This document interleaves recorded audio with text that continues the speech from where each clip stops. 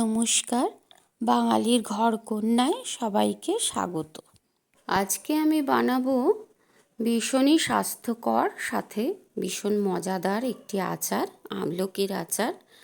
তার জন্য প্রথমে আমি একটা ভাজা মশলা তৈরি করে নেব। তার জন্য খালি কড়াইতে গরম করে তাতে আমি ধনে, পাঁচফোড়ন, জিরে 1 চামচ করে দিয়েছি, 2টো তেজপাতা দিয়েছি, আর একটা শুকনো লঙ্কাকে ছিঁড়ে দিয়ে দিয়েছি। আপনারা ঝাল অনুযায়ী এটাকে বাড়িয়ে নিতে পারেন। এবার ওটা আমি ভাজাটা ঠান্ডা হওয়ার জন্য রেখে দিয়েছি। এদিকে আবার কড়াইতে বেশ কিছুটা জল গরম করে তাতে একটা স্ট্যান্ড বসিয়ে এরকম একটা ঝাঁঝরি থালা নিয়ে নিয়েছি, আর তাতে 1.5 কেজি পরিমাণ আমলকি আমি ভালো করে ধুয়ে পরিষ্কার করে এটা ভাপে সেদ্ধ হবার জন্য দিয়ে দিচ্ছি।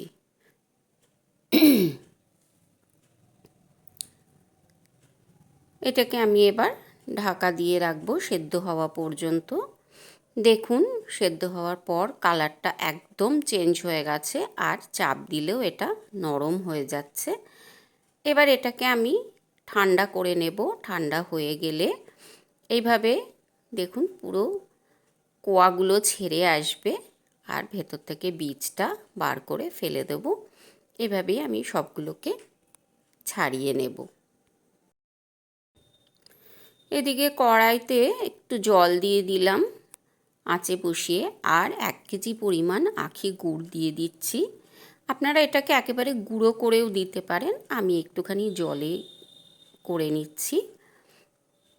একটু নাড়াচাড়া করলে আস্তে আস্তে গুড়টা গলে যাবে আর একদম নরমও হয়ে যাবে। দেখুন সুন্দর নরম হয়ে গেছে। এবার আমি খুন্তি দিয়ে ভেঙে দেব। এতে কি হবে, গুড়টা গলে যাওয়ার সাথে সাথে একটা পাকও চলে আসবে। আমলকি এমনিতেই খুবই উপকারী, কিন্তু 12 মাস যেহেতু এটা পাওয়া যায় না, সেই জন্য এই সময় আমলকি খুব ইজিলি অ্যাভেলেবেল এবং বেশ সস্তাও হয়ে গেছে শীতের শেষে। দেখুন গুড়টা ভালো গলে গেছে, ফুটে উঠেছে। এবারে আমি কোয়া ছাড়িয়ে রাখা যে আমলকিগুলো সেইগুলো এই গুড়ের মধ্যে দিয়ে ভালো করে মিশিয়ে নেব। এই সময় বানিয়ে রেখে দিলে সারা বছর ধরে সংরক্ষণ করা যায় এবং সারা বছর ধরেই খাওয়া যায়। এবার ভালো করে মিশিয়ে আমি খানিকক্ষণের জন্য এটাকে একটু ঢাকা দিয়ে দেব। ঢাকা দেওয়ার আগে আমি এখানে পরিমাণ মতন সাদা লবণ দিয়ে দিলাম। লবণটাকেও এর সাথে ভালো করে মিশিয়ে নেব এবং পরে স্বাদের জন্য আমি একটুখানি বিট লবণও দেব।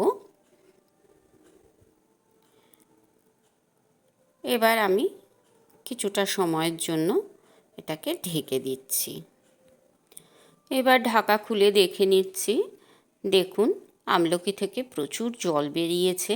এবার আমি আর ঢাকা দেব না, এরকম মাঝারি আঁচেই মাঝে মাঝে নাড়াচাড়া করতে থাকবো আর এটাকে ফুটতে দেব। এভাবেই আস্তে আস্তে এটা একদম ঘন হয়ে যাবে। এবার এতে আমি 1 চামচ পরিমাণ বিট লবণ দিয়ে দিলাম, দিয়ে এইভাবেই নাড়াচাড়া করতে থাকবো মাঝে মাঝে, আর ফুটিয়ে এটাকে যতটা সম্ভব ঘন করা যায় করে নেব।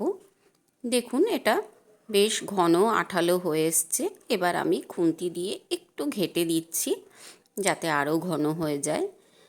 আমার এই আচার বানানোটা আপনাদের কেমন লাগলো আমাকে কমেন্ট করে জানাবেন। আর যারা আমার চ্যানেলে নতুন তারা চ্যানেলটা সাবস্ক্রাইব করে আমার পাশে থাকবেন। ওদিকে আমি যে মশলাটা ভেজেছিলাম সেটাকে ঠান্ডা করে আমি গুঁড়ো করে নিয়েছি।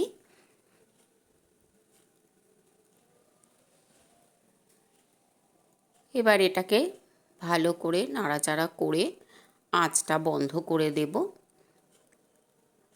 আর আমি এখানে যেহেতু সংরক্ষণ করব সারা বছর ফ্রিজের বাইরে, তাই 2 চামচ পরিমাণ ভিনিগার দিয়ে দিলাম। আমি কিন্তু এখন আঁচটা বন্ধ করিনি, এভাবেই করে এইবার আঁচটা বন্ধ করে দিয়ে ওই ভাজা মশলা 2 চামচ পরিমাণ দিয়ে দিচ্ছি। আমি যেহেতু এটাকে খুব স্বাদের বানাচ্ছি না, যেহেতু উপকারী, সেই জন্য 2 চামচ দিয়েছি। আপনাদের মনে হলে আপনারা আরেকটু ভাজা মশলা এখানে দিতে পারেন। এবার নাড়াচাড়া করে আমি একটা প্লেটে নামিয়ে আগে ঠান্ডা করে নেব। তারপর কাচের বয়ামে বা শিশিতে ভরে রাখলেই সারা বছরের জন্য একদম তৈরি হয়ে যাবে।